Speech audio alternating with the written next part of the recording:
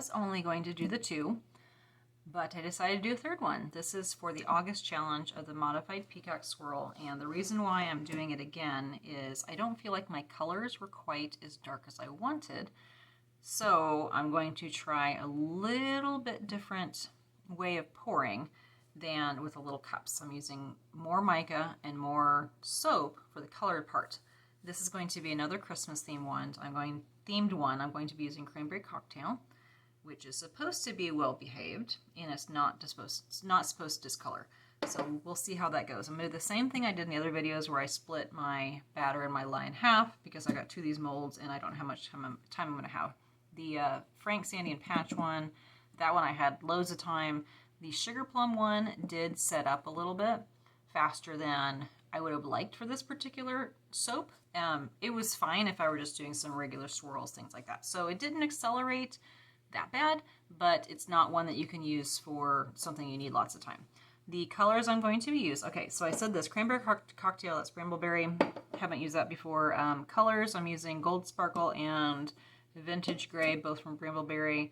The Nurture Soap Supplies, I'm using Red Vibrance, Blackberry, and Green Vibrance. Now the Blackberry, I've used that in Cold Process and it does look more black versus a purple.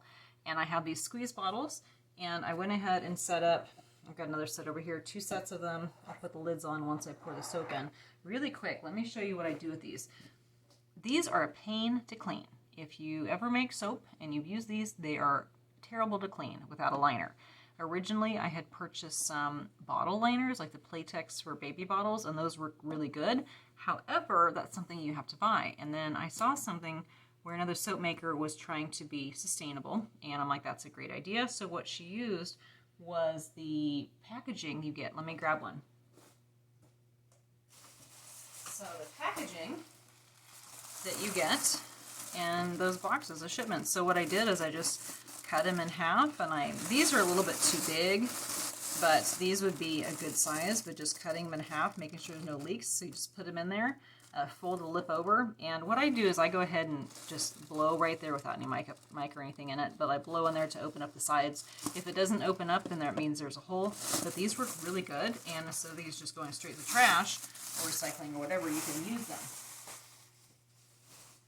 Anyway, so same thing I did last time. I'm going to do the lines one way and swirl it one way on this slab, and then I'm going to do it the other way on the other one. So let's go ahead and get started.